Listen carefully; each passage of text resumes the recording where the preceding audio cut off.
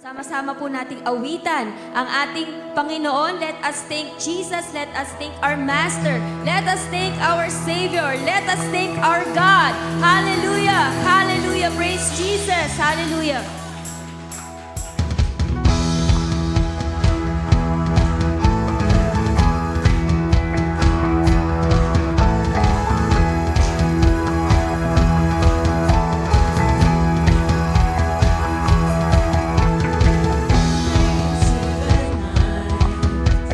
Wanting a place to hide the spirit soul,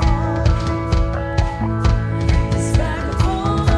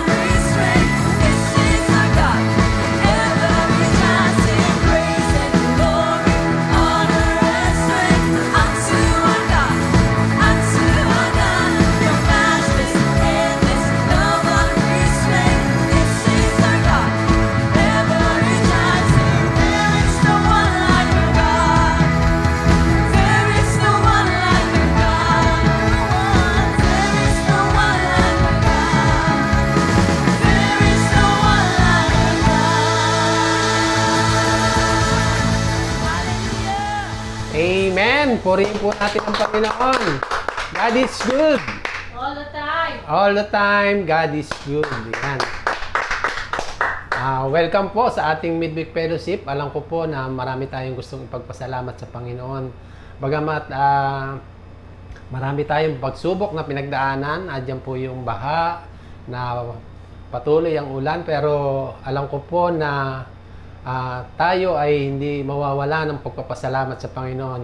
Dahil nananatili po tayong maging matatag, malakas, dahil tapat po ang nangako po sa atin. Amen? Kaya patuloy po tayong magpupuri at magpapasalamat sa Panginoon sa kabila po ng mga pagsubok, pero andyan po ang Panginoon na tunay nga po na hindi tayo pinababayaan ng Panginoon. Amen? Minsan pa nga po, purihin po natin ang Panginoon. Hallelujah! Hallelujah! Puri ka aming Panginoon!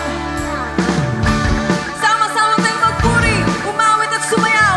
Itaas ang kanyang pangalan na higit sa lahat ng mga pangalan. Hallelujah! Puri ka, Panginoon!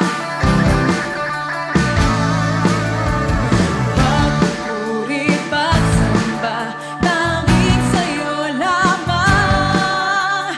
Diyos na makapangyarihan, mapakailanman. Ang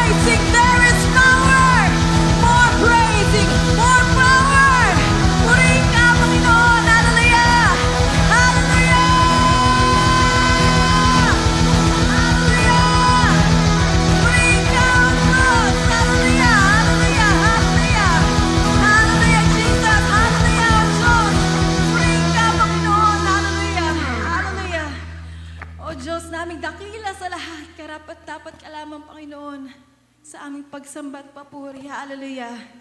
Hallelujah, hallelujah, O Diyos. Patuloy nang itataas ang iyong pangalan na higit sa lahat mo pangalan, Panginoon. Hallelujah, sa lahat ng araw, sa lahat ng oras, sa lahat ng Panginoon. Ikaw ang karapat-dapat sa lahat, O Diyos. Sa lahat ng panahon, O Diyos, hindi ka nagkulang. Ikaw yung Diyos noon, ngayon at magpakailanman, Panginoon. Kaya hayaan mo, ibalik namin sa iyo ang lahat ng pasasalamat namin, yung pagpupuri namin, Panginoon. You deserve everything, Lord. You are worthy of our praises, Lord. Kami, Diyos, yung hindi karapat-dapat sa lahat ng tinatanggap namin, no, Diyos. Sa pagpapala, pero Panginoon, dahil sa iyong pag-ibig na wagas, nandito kami ngayon, malayang-malayang nakakapagpasalamat sa iyo, nakakapagpuri sa iyo, Panginoon. Naaawitan ka, napapasalamatan ka. O Diyos, salamat, Panginoon, sa privilege na mapagpuri sa iyo. We continue to praise your name, to honor your name, Lord. To bless your name, to lift your name on high. You deserve everything, Lord. All the praises, all the glory and honor in this world. Sa lahat ng Panginoon, Diyos ka sa amin.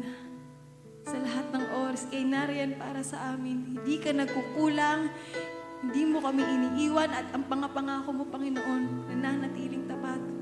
Ikaw ang Diyos na tapat at mabuti sa amin.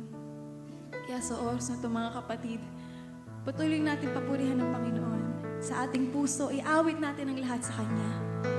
Kung ano man yung humahadlang sa puso mo para hindi mo ibigay yung wagas na papuri sa Panginoon, ito yung oras para itaas mo sa Kanya. Leave everything to Jesus. Jesus is here right now. Jesus is the answer. He is our healer. He is our savior. And He is everything. Hallelujah. Hallelujah. Let your worries, your fears turn into praises. Hallelujah. Sapagkat sa pagpupuri, andun kailangan ng Panginoon ang kanyang kapangyarihan, ang kanyang pag-ibig at kapayapaan. Kaya minsan pa, sama-sama tayong umawit sa Panginoon. Let us lift our hearts, our hands, our life to Jesus. Hallelujah.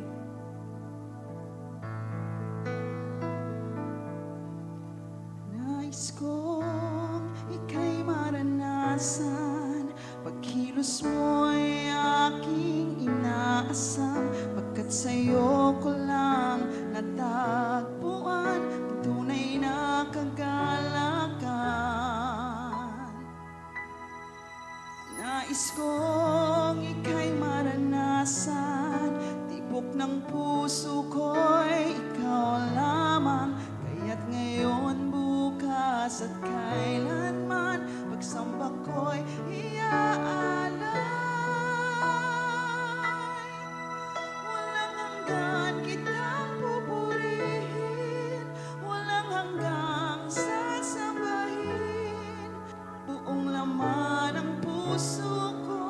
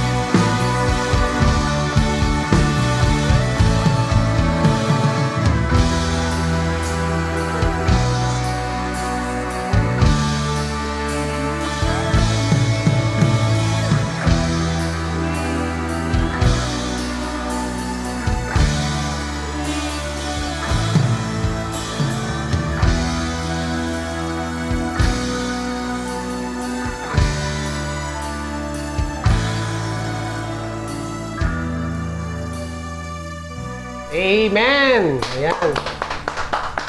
Salamat po sa Panginoon sa mga awitin po na ating napakinggan.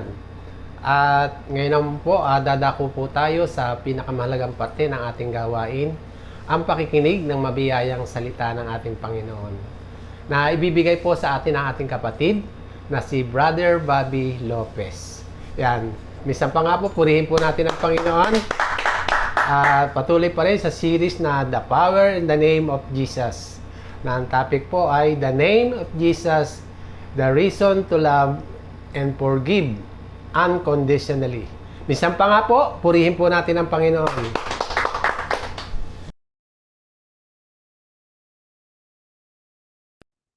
Magandang araw po sa lahat. Sa pagsisimula po ng ating gawain, hilingin po natin na samahan tayo ng Diyos sa pagbubuli ng kanyang mga salita. At ang Espiritu nawa niya ang tunay na magturo sa atin ng mga mensahe na nais na ipaunawa sa atin sa gabi ito. Manamin Diyos, nagpapasalamat kami sa buhay na patuloy at kalakasan na naming pinapakinabangan bunga ng iyong biyaya. Dalangin namin, Panginoon, na sa maigsing panahon na aming gagamitin sa pagbubulay-bulay ng iyong mga salita, marinig namin ang iyong mensahe, maunawaan namin ang iyong kalooban, maisabuhay namin ang iyong mga salita sa pamamagitan ng Espiritu mong banal at ng Panginoong Hesus na aming kinikilalang Panginoon at tagapagligtas. Amen. Sa araw pong ito, nagpapatuloy po tayo sa seryeng The Power in the Name of Jesus. At ang tuon ng paksa sa araw na ito ay The name of Jesus is the reason to love and forgive unconditionally. So, from the title itself, no, magkakaroon po tayo ng idea that indeed the name of Jesus is so powerful. No, powerful in the sense that it covers every single aspect of Christian's life. No, yung buhay Kristiyano natin ay, sabi nga po, parang what really drives the life of every Christian, no, ay yung Word of God or Jesus Christ Himself, no, from provisions or supplication, healing, lahat ng kakailanganin, that includes yung ating emotional well-being, no, kumbaga parang hindi lang, pag sinabi natin Jesus, it is not just limited to our spirituality. No? Bawat aspeto ng buhay natin ay naka-anchor. Kaya parang, hindi parang, talagang totoong-totoo yung sinasabi ng salita ng Diyos na apart from Jesus, we can do nothing. And for this particular day, no, we will witness, no, na even the capacity to forgive and to love unconditionally, no, may sinasabi, may kapangyarihan, no, nasa domain pa din, no, ni Jesus. And it takes Jesus. Parang it would be impossible for a Christian, no, or for somebody, no, not really for a Christian, no, but for somebody, whether Christian or non-Christian, no? But definitely for a Christian, we always have Jesus in our hearts, no? Pwede nagkakamali tayo, pero that doesn't mean to say na iniiwan tayo ng Diyos, no? Ang punto po natin ay, kung walang Jesus sa puso, there is no way for us to forgive, and there is no way for us to love unconditionally. Only those people who have Jesus in their hearts, no, can love and forgive unconditionally. And let us see, no, from biblical passages how we can love and forgive unconditionally through Jesus. And is that really possible? No?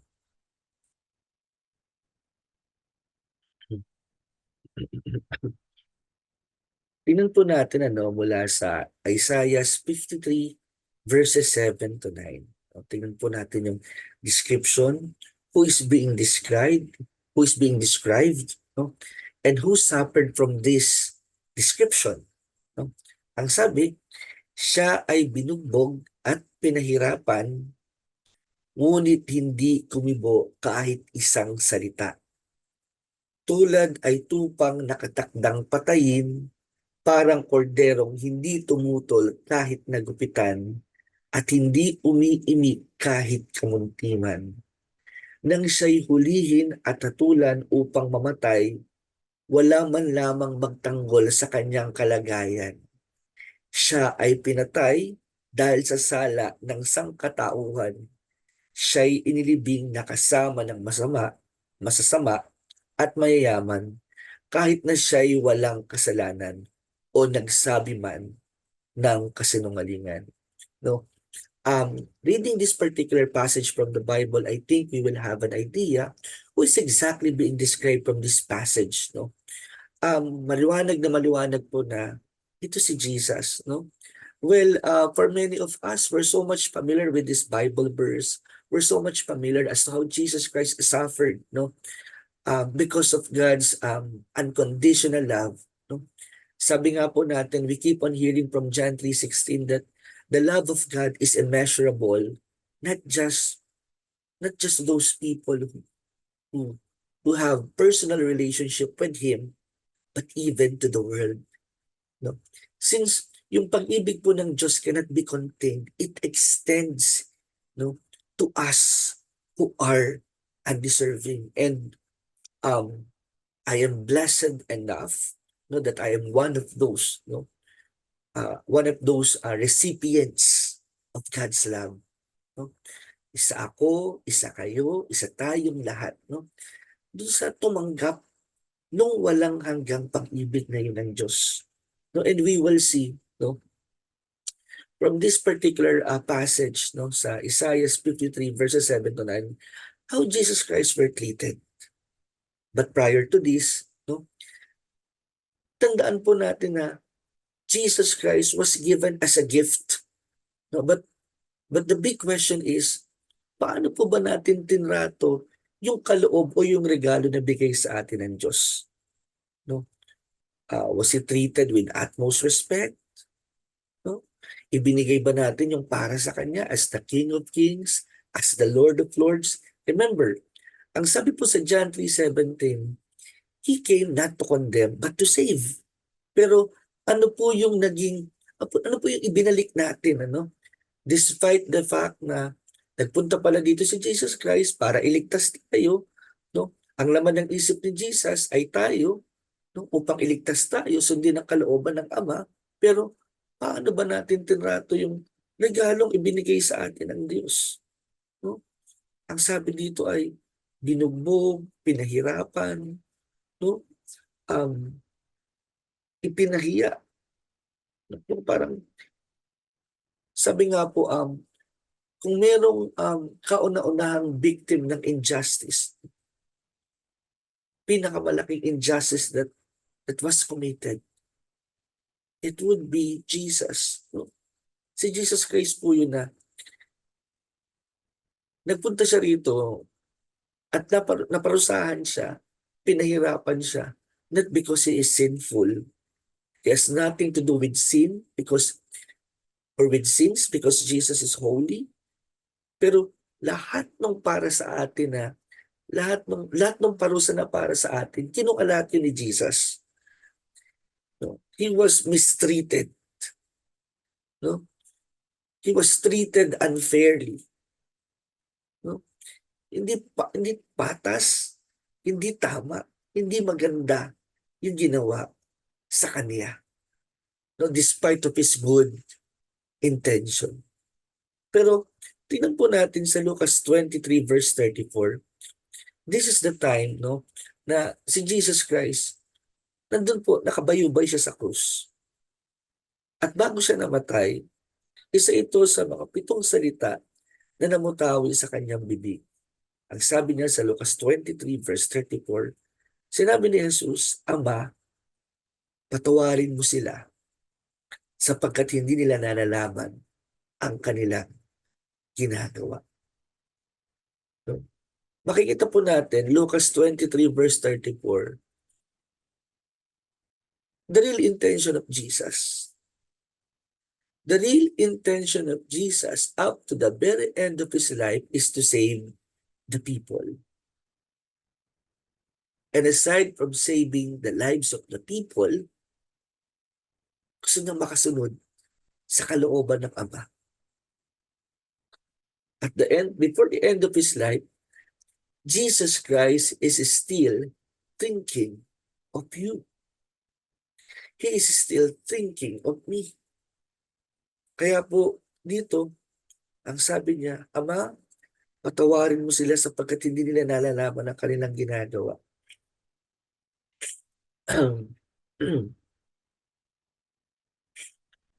I will never forget this from my own experiences, no, as a child, no. Pwede tayong magkamali, no. Sabi nga po, hindi tayo pare-pareho ng magulang. But generally speaking, pag sinabi po nating magulang, ang magulang would be very understanding, no. Sabi ko nga po, well, this is based on my experience, no, kumbaga parang we can be at peace, no, in the presence of our parents, no, panatag tayo. Hindi natin kailangan, kung nape-pressure tayo, for example, lalo na tayo mga estudyante, nape-pressure tayo sa loob ng school, no, at kung tayo man ay mga nagtatrabaho, nape-pressure tayo sa loob ng opisina, napakasarap mong umuwi ng bahay kasama yung mga magulang na hindi mo nararamdaman yung pressure at all kasi panatag ka sa kanila na alam mo na maiintindihan ka at alam mo na laging nandoon ang magulang. That is essentially yung pakiramdam ng isang anak kasama ng kanyang magulang dahil alam niya na kanyang magulang ay laging nakaantabay, nakagabay, at laging handang tumulong sa kanya. Kaya nga po napakasarap ng may magulang, napakasarap na may nanay, napakasarap na may tatay, kasi may alam kang kakampi mo at may alam kang laging handang tumulong sa iyo na hindi ka po nahihiyang tumulong. Buong-buo ang loob mo sa panahon na kailangan mo ng tulong niya. Alam mong hindi ka niya tatanggihan at alam mong hindi ka makakarinig ng hindi maganda sa kanya. Yan po yung tunay na magulang, no? Kumbaga yun yung sa normal na dalo. Yan po yung inaasahan natin, ano? Yun yung inaasahan po ng marami sa ating mga magulang. No? At ganyan naman talaga yung karamihan, ano po, sa ating mga magulang. No? Mapagbigay, maunawain, nagbibigay ng tulong ng walang hinihinging kapalit. No? Yun yung magulang. And I know, ang lahat po ng mga magulang, sabi nga, they are always after, no, kung ano yung pinakamainam para sa kanilang anak. Sabi nga po, habang umiedad ka, no, makikita mo na you're thinking less of yourself and you are becoming more focused on the interest of your child. Hindi yung ikaw dapat ang masaya. Hindi po yung, alam niyo po, siguro mas maiintindihan nating mabuti si Jesus kung titingnan natin mabuti yung, kung tayo po ay magulang, ang ating sarili, at kung hindi man tayo magulang, kung paano tayo tinuturing ng ating mga magulang na, yung mga magulang nga po natin, well, I will always remember this, hindi na mahalagang hindi sila masaya. Basta ang importante, no, masaya yung kanilang anak. No? Hindi na po importante, sabi nga po, parang, lagi ko itong narinig sa nanay ko, yung susubo na lang niya, ibibigay pa. Yan po yung pagmamagulang. Yung pagmamagulang, it's full of sacrifices. Kasi sabi nga po, kay nanay, kay tatay, regardless kung nanay at tatay ka, basta magulang ka, there's one thing I know, no? Hindi po nakakahigit ang pagmamahal ng tatay sa isang nanay. At naniniwala din po ako na hindi po nakakahigit ang pagmamahal ng nanay sa isang tatay. Ang pagiging magulang, pareho ang pagmamahal, maaaring ipinaparamdam ito sa magkaibang paraan. Pero pag mabuting magulang ka, ang iniisip mo lamang po lagi, yung kabutihan ng iyong anak. Hindi mo ipinagdadamot sa anak mo yung bagay na pwede niyang ma-enjoy. Mas maraming pagkain, mas maraming damit, mas magandang edukasyon, mas maraming taong magmamahal. Kasi yun po ang magulang, no? Di baling wala siya pero meron na kanyang anak, no? Yun po ang magulang. Yun po yung at naniniwala ako na higit doon yung Diyos natin, no? Na yung Diyos natin na hindi ipagdadamot ng Diyos yung bagay na alam niya na mahalaga sa atin, importante sa atin, at bubuo sa atin. Kaya po, si Jesus, even He is about to die, no? He is hanging on the cross at that time. Pero at the back of His mind, despite all the mistreatments that He received from the people surrounding Him, ang prayer pa din niya, Lord, patawadin mo sila, for they do not know what they are doing. We can see the same, mamaya po, bibigyan natin ito ng kaukulang reflection. Ganon din yung nangyari kay Esteban. Ano? Basahin po natin Lucas 7:54-60. Nang marinig nila ang mga bagay na ito, nagsiklab ang kanilang galit. Nangalit ang kanilang mga ngipin laban kay Esteban. Ngunit siya na puspos ng banal na espiritu ay tumingalang nakatuon sa langit. Nakita niya ang kaluwalhatian ng Diyos at si Jesus na nakatayo sa kanang bahagi ng Diyos. Nung puspos siya ng espiritu ng Diyos, nakapokus siya kay Jesus. At ito ang sinabi niya, narito, nakikita ko bukas ang mga langit at ang anak ng tao ay nakatayo sa kanang bahagi ng Diyos. Kaya sila ay sumigaw ng malakas na tinig at tinakpan ng kanilang mga tenga. Nagkaisa nilang dinaluhong si Esteban, itinapon nila siya sa labas ng lusod at binato hanggang mamatay. Nilagay ng mga saksi ang kanilang mga damit sa paanan ng isang binata na Saulo ang pangalan. Habang pinagbababato nila si Esteban, tumawag siya sa Diyos at nagsabi, Panginoong Jesus, tanggapin mo ang aking espiritu. Pagkatapos, siya ay lumuhod at siya ay sumigaw ng malakas. Panginoon, huwag mo silang papanagutin sa kasalanan ito. Pagkasabi niya ito, siya ay natulog. Ibig sabihin, kumbaga parang, although hindi maganda yung ginawa sa kanya, pero Lord, wag mo na itong gamitin laban sa kanila. Sort of saying na, patawadin mo na sila. Alam niyo po, ang salitang patawad ay napakalalim. Siguro, kung na-involve na po tayo sa mga petty quarrel, no, it's not a big deal. No? Pero, pag kayo po ay pumasok sa isang relasyon, ito man ay relasyong pampamilya, no, mag-asawa, mag-ama, magkapatid, magkamag-anak, no, and you were badly hurt, no, ng mga tao na least expected mo nagagawa sa iyo nun. No, I think, no, dito po nagiging big deal. Sabi nga kahit pang sanlibutan sinasabi na madaling mapatawad, no, yung sinaktan ka ng mga taong least expected mo na mananakit sa iyo. Pero para saktan ka, halimbawa, nung mga tao na una mong inaasahan na magpoprotekta sa iyo, ng mga tao na inaasahan mo na sila yung huling kung gagawin man nila, they would be the last people to do that. No? Parang that is really unimaginable. And yung sakit na mararamdaman mo, malalim.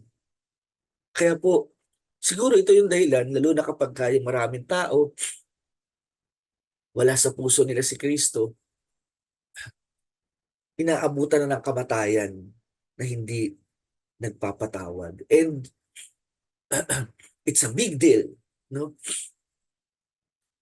Bilang mga anak po ng Diyos, we're not perfect. Kahit po ako. Sabi ko nga sa inyo, in my past life, no, at may mga struggle pa din naman tayo hanggang ngayon, no? Dumarating yung time na dumarating yung time na parang hindi ka na makapagpapatawad sa sobra ng galit na meron ka sa tindi ng mga bagay na ginawa sa iyo, no?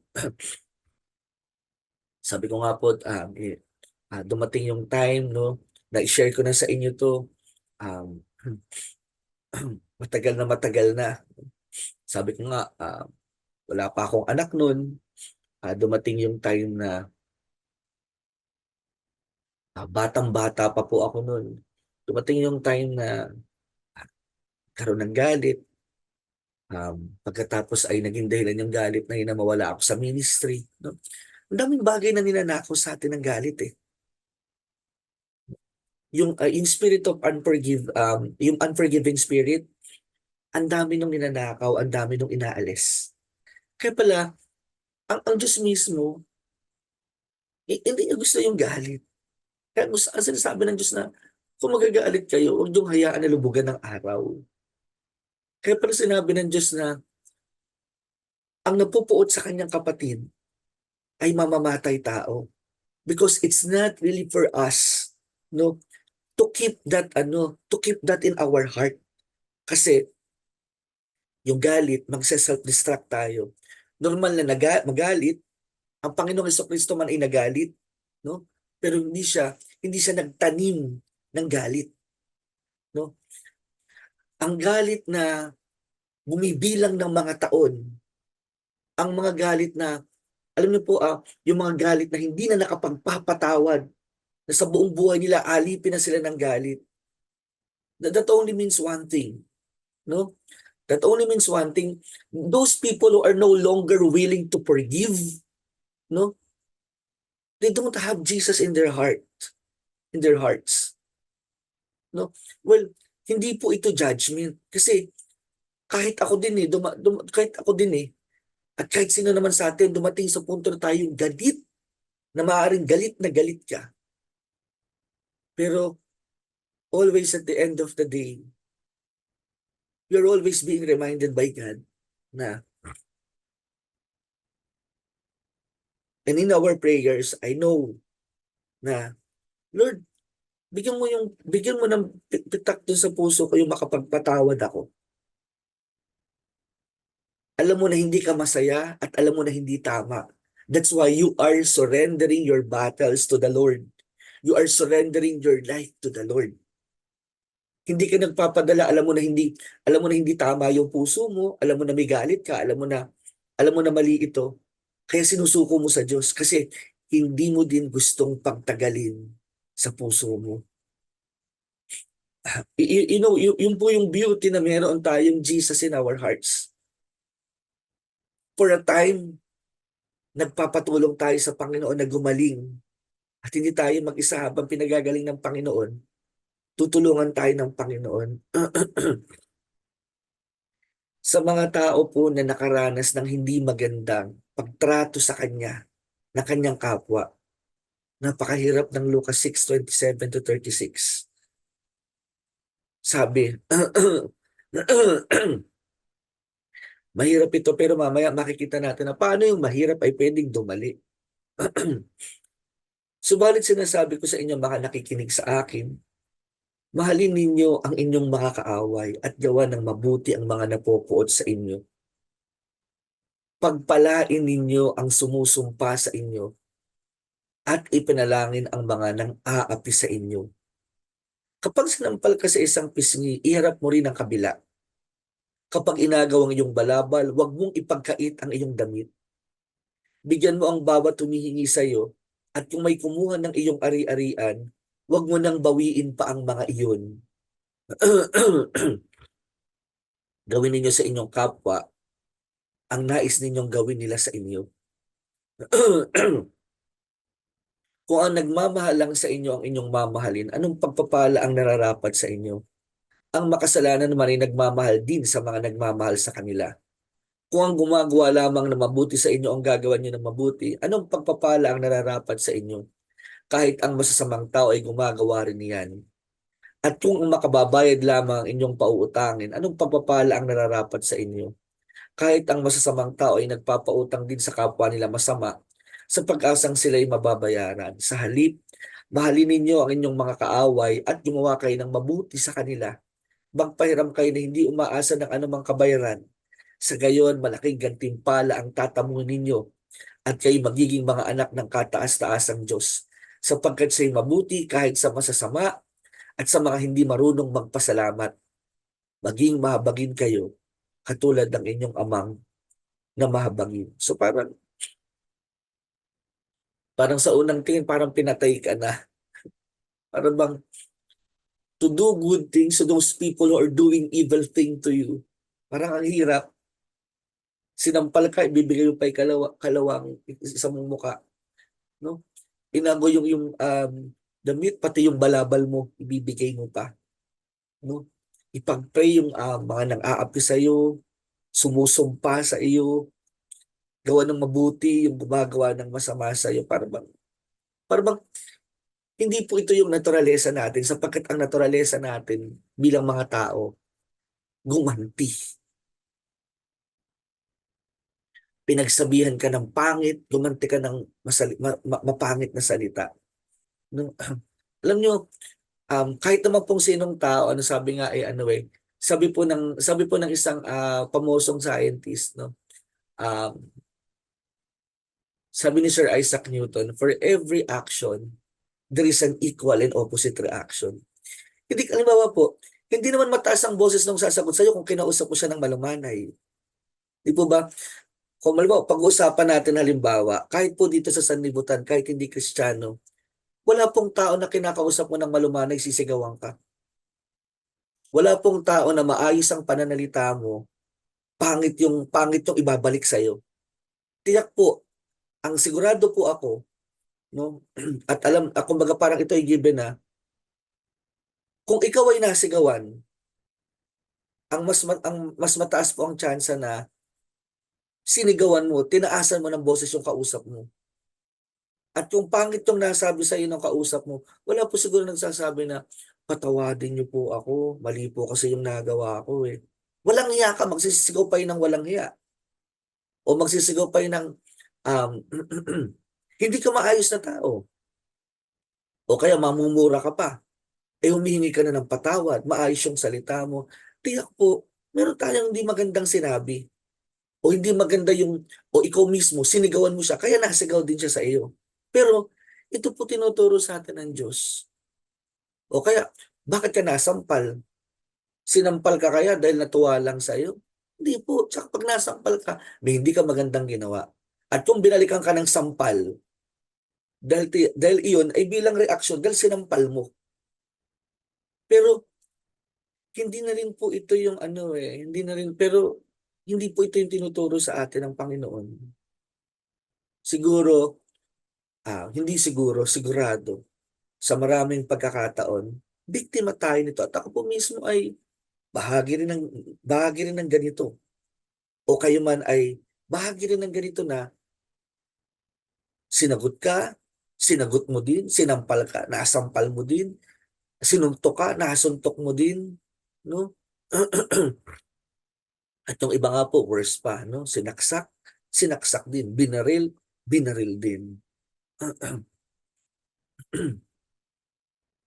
Pero lagi po tayong pinapaalalahanan ng Diyos at sa akin mismo, magandang paalala ito na hindi na para sa atin ang gumanti.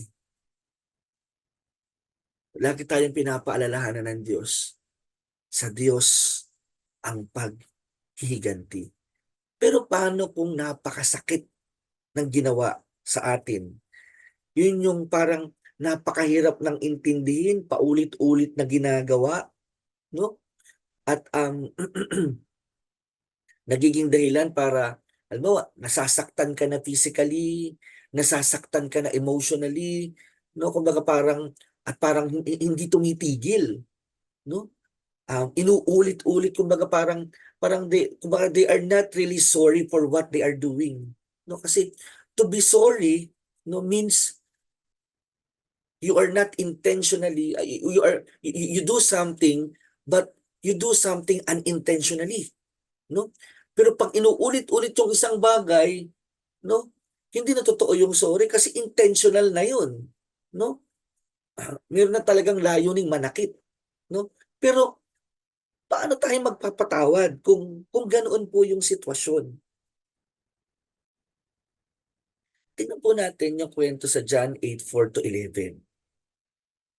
At sinabi kay Jesus, Guro, ang babaeng ito ay nahuli sa aktong pangangalunya. Ayon sa kautusan ni Moises, dapat batuhin hanggang sa mamatay ang mga katulad niya. Ano naman ang masasabi ninyo? Itinanong nila ito upang subukin siya at nang may maiparatang sila laban sa kanya. Ngunit yumuko lamang si Jesus at sumulat sa lupa sa pamamagitan ng daliri. Patuloy sila sa pagtatanong kaya tumayo si Jesus at nagsalita. Ang sino man sa inyo na walang kasalanan ang siyang maunang bumato sa kanya. At muli siyang yumuko at sumulat sa lupa. Nang marinig nila iyon, sila'y isa-isang umalis simula sa pinakamatanda.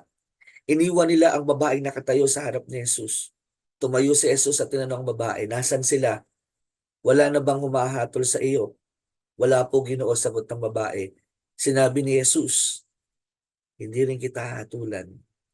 Umuwi ka na at mula ngayon ay wag nang gumawa ng kasalanan. Alam niyo po yung pagganti kasi, no? Batay na dito sa kaunawaan na ibinibigay sa atin ng Panginoon. Gumaganti tayo kasi as a form of judgment, no? Mali yung ginawa, hindi tama, kaya gumaganti ka, no? Sabi ng sanlibutan, talo ka. Pag sinampal ka din. Pag binato ka, batuhin mo din, no? Pero yun nga po unti-unti tinuturo, binibigyan tayo ngayon ng Diyos ng panibagong mindset. Hindi ito madali. At hindi ko po sasabihin madali.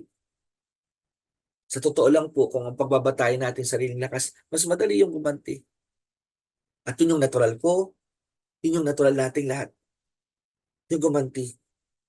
Pero tingnan niyo po ito, makikita natin na indeed, Jesus came not to condemn but to save. Ito, yung babae, huling-huli sa akto ng pangangalunya. Yan po ang maraming tao. They are just waiting for our downfall. Hinihintay lang nila na magkamali tayo. Hinihintay lang nila na bumagsak tayo. Hinihintay lang nila na miscalculate natin yung mga steps na ginagawa natin, and from there, naghihintay sila na matrap tayo. But look at Jesus. Ano po yung ginawa ni Jesus?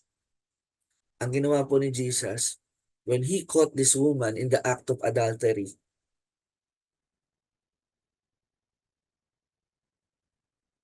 at pinagpepiesta na siya ng maraming tao,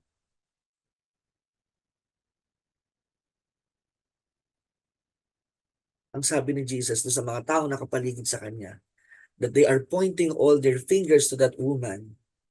Ang sabi lang ni Jesus, be the first one to cast the stone if you are unblemished. Kung wala kang kasalanan, ikaw maunang bumato. And nobody dares. Nobody dares because all of us are guilty of committing sins against God. At sabi nga po, ang Panginoong Jesus hindi pumunta rito para ikondena tayo, para husgahan tayo, pumarito siya upang iligtas tayo. And that is what she gave to this lady. No? Hindi judgment. Another chance. Another chance to prove herself with His guidance. Panibagong tsansa na makapamuhay ng isang normal na buhay. Muling makabalikwas, muling makabangon. Siya'y nagkamali pero mabigyan ng pagkakataong makabangon. Lagi ang binibigay ng Panginoon pagkakataon. Lagi pong pagkakataon ang binibigay ng Panginoong Yesus. Pagkakataon na maiayos yung sarili. Hindi naman po ibig sabihin ng Panginoon ng pagkakataon na binubugbog ka na. Sige, okay lang. Okay lang na ano, sige, bugbugin mo lang. Siyempre, lumayo ka na doon sa taong nang bubugbog sa'yo. Hindi yung, kumbaga, bugbog na bugbog ka na, eh. Hindi, bibigyan ng, siyempre, gusto din ng Panginoon na iniingatan ka din ng Diyos. Huwag mo nang expose yung sarili mo with the same person na nambubugbog sa'yo. Huwag bubugbugin ka ng bubugbugin. Di ba? Kumbaga parang ano, binigyan dito ng Panginoon ng pagkakataon yung babae para ayusin yung kanyang sarili. And at the same time, no, makarecover uli siya, makabangon uli siya, maibangon niya uli yung kanyang sarili sa kung anong idinisenyo para sa kanya ng Panginoon. No? Ang Panginoon, kasi kumbaga parang we cannot be of help to other people kung tayo mismo wasak tayo.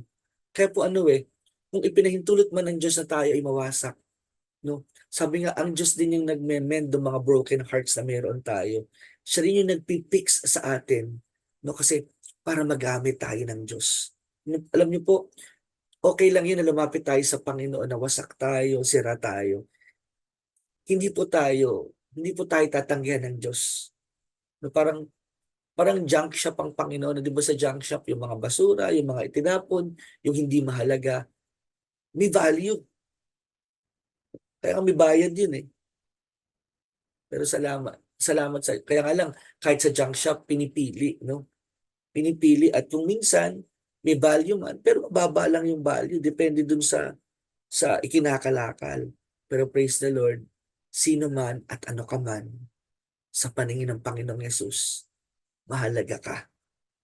At hindi pinipili ng Diyos yung sino mang lumalapit sa Kanya. Sapagkat ang sino mang lumalapit sa Panginoong Yesus, hindi niya itataboy. Maganda po ang paalala ng Mateo 11 verse 26. Kung nandun man tayo ngayon sa punto ng buhay natin na hirap tayo magpatawad, mabigat sa atin yung magpatawad, sa dami ng hindi natin naging magandang karanasan. Sabi ng Panginoon, kung hindi kayo magpapatawad, hindi rin kayo patatawarin sa inyong mga pagsalansang ng inyong amang nasa langit. This is a reminder from God. Alam niyo po, hindi sinabi to ng Diyos dahil nakabatay ang kanyang pagpapatawad dun sa gawa natin. Hindi. Alam na kasi ng Diyos na namumuhay na tayo sa ilalim ng biyaya niya. Alam ng Diyos na maaaring nagkakamali tayo at the moment, pero sinusubaybayan tayo ng Diyos eh. Nasa atin na yung Espiritu ng Diyos, kaya tutulungan tayo ng Diyos ng magpanibagong buhay. Patuloy na babaguhin at babaguhin ng Diyos yung ating buhay. At siya din yung magbibigay sa atin ng lakas para magawa natin yung isang bagay na hindi natin kayang gawin. Sabi nga sa Filipos chapter 4 verse 13, ang lahat ng ito ay magagawa ko dahil sa lakas na kaloob sa akin ni Kristo. Who offended you that much? Sino yung hindi na natin kayang patawarin? Nire-remind tayo ng Diyos kasi kung parang binanggit ng Panginoon ito, itong Matthew 11:26, kasi alam ng Diyos, number one, hindi ito makakabuti sa atin. Magkokosto ng self-destruction. Yung unforgiving spirit. God wants us to love unconditionally because it is the best way for us to keep on growing, to mature in faith, and at the same time to have a fulfilled life. If we cannot love, alam niyo po, dadaan tayo sa maraming sitwasyon ng buhay natin na mahihirapan tayo magpatawad. Pero lagi nating piliin yung magpatawad. Lagi natin piliin mag-love unconditionally. Alam niyo po, hindi naman ibig sabihin mag-love unconditionally ay maging masochist tayo na alam natin na hindi na nakakabuti. Sige, okay lang. Halimbawa, binubugbog ka ng asawa mo. Sige lang, bugbugin mo ako ng bugbugin. Hindi po yun ang ibig sabihin ng loving unconditionally. Willing mong patawarin yung asawa mo. Willing ka pa din na tumulong kapag kakailangan niya. Pero that doesn't mean to say na you have to stay in that relationship, in that abusive relationship. No, kung physically abused ka na, halimbawa, no, you don't have to stay in that relationship na nandun ka pa din, halimbawa, o kaya halimbawa, nire-rape ka, you don't have to stay again in that relationship. But you can be kind, you can extend your generosity, you can extend your love toward that person.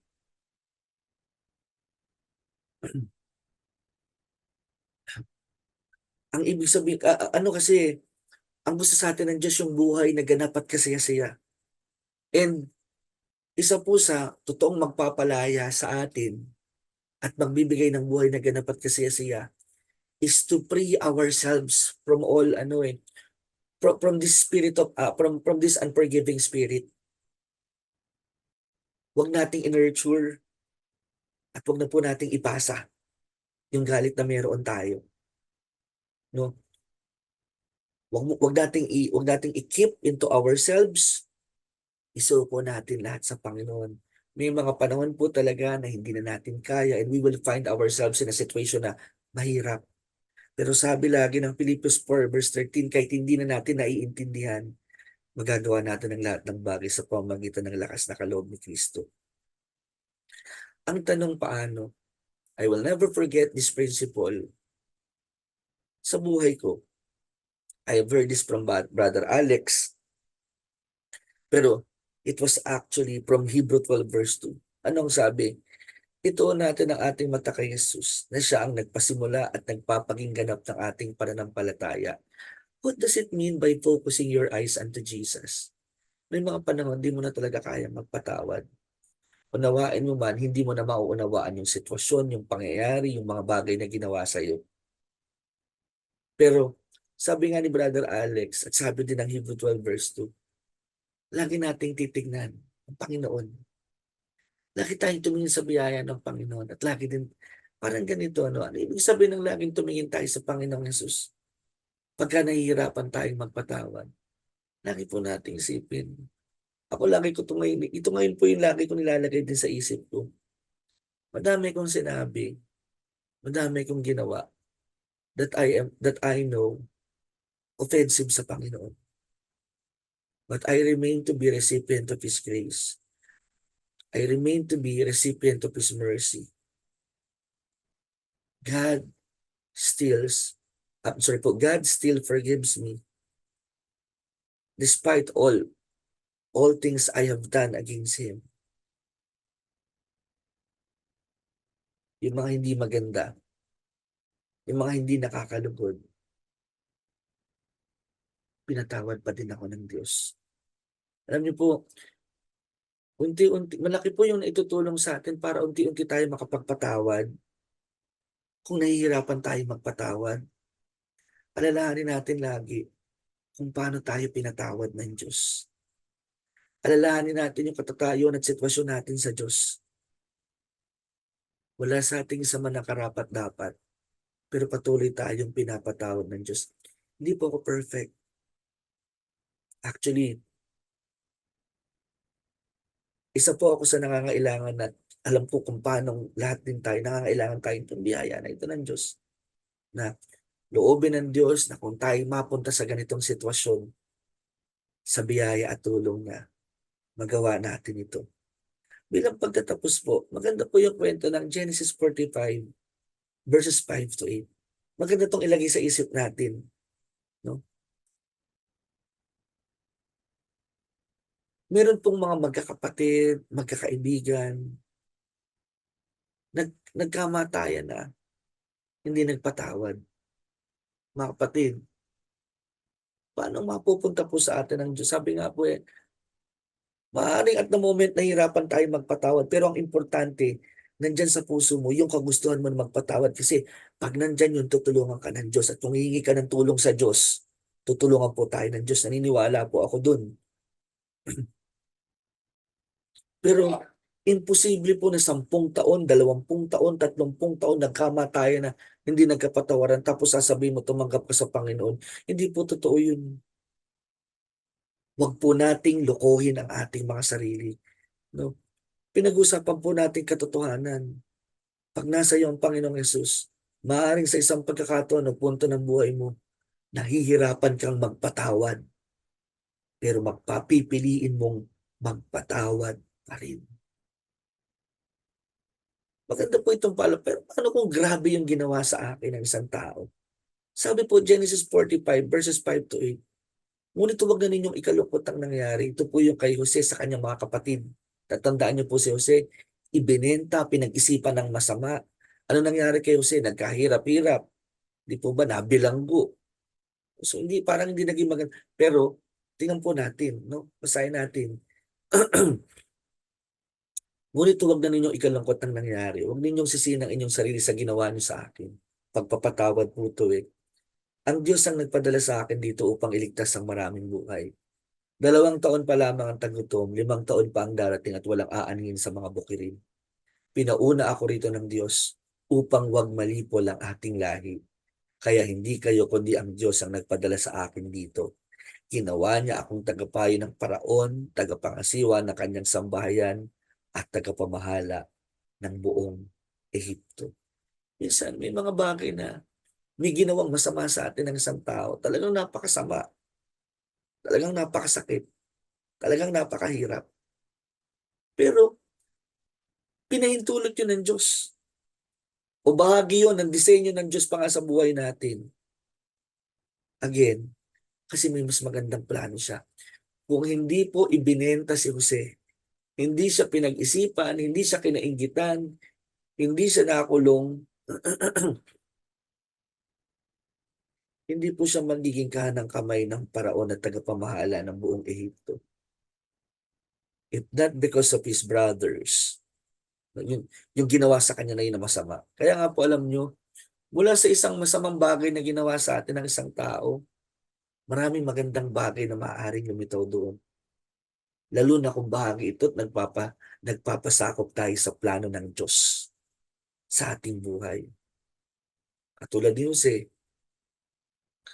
let's just give our hearts rather, the chance to forgive. In forgiving other people, you are freeing yourself from a lot of worries, anxieties. No? Binibigyan po natin ng mas magandang buhay yung ating sarili sa pamamagitan ng biyaya ng Diyos. Hindi natin ito magagawa sa ganang ating sarili, pero magagawa natin ito sa tulong at biyaya ng ating Panginoong Kristo. Tayo po ay dumalangin sa pagtatapos. Ama namin Diyos, nakikita mo po yung aming mga puso, nasasaliksik mo po yung aming mga isip. Batid mo lahat ng ginawa namin, Panginoon, na nakasakit sa iyo o nakasakit po sa aming kapwa.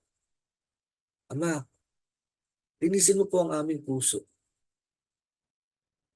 Linisin mo po ang aming isip. Siya sa atin mo, Panginoon, lahat ng mga kapatid namin na kasama namin nananalangin sa araw na ito. Na kung mayroong espiritu ng hindi pagpapatawad, turuan mo kami magpatawad.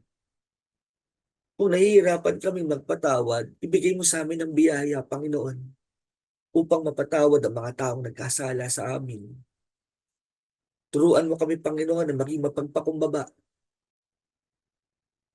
upang sa pamamagitan nito, Panginoon, maging bukas kami sa pagpapatawad. Ama, sa pangalan ni Jesus, palayain mo po ang lahat ng iyong anak na sa ngayon ay bihag ng galit, bihag ng puot, bihag ng sama ng loob, bungsod ng maraming sakit ng kalooban na kanilang isipan, na kanilang puso na dinadaanan, bunga ng panggigipit na kanilang nararanasan. Sa pangalan ng Panginoong Jesus, ikaw po yung kumalinga. Ikaw po yung yumakap sa kanila upang maging magaan ang kanilang dalahin. Upang unti-unti nilang sa pamamagitan ng iyong mga salita, sa pamamagitan ng iyong espiritu, sa pamamagitan mo, Panginoong Jesus, makalaya sila sa pagkagalit at pagkapuot, sapagkat ang kalooban mo ay umibig at magpatawad. Lord, turuan mo kami na laging ito ang bihis namin na dala. Turuan mo kami na huwag nang gumanti. Turuan mo kami, Panginoon, na maging mabuti, maging sa mga taong hindi gumagawa ng mabuti. Turuan mo kami, katulad ng sinasabi mo na ipanalangin ng mga taong umuusig at sumusumpa sa amin na sila'y pagpalain. Turuan mo kami, Panginoon, na maging mahabagin, tulad mo aming amang nasa langit. Bagamat kami mga kulang pa, Panginoon, alam namin ang biyayang kaloob mo ang isang tutulong. Kayong din ang lahat ng mga kapatid na may karamdaman, ikaw ang inaasahan namin magpapagaling. Sa mga kapatid namin na may matinding dinadaan ng pagsubok na ikaw ang tutulong. Sa mga kapatid namin na may pangangailangan pinansyal, alam namin ikaw magpapala. Ang lahat ng ito, Ama, ay dinadalangin namin sa pangalan ni Kristo Jesus, ang aming kinikilalang Panginoon at tagapagligtas. Amen. Mapagpalang gabi po sa ating lahat. Amen! Salamat po sa mga salita na ating napakinggan. Tunay nga po na halaga po nang tayo po ay nakakapakinig ng salita ng Panginoon.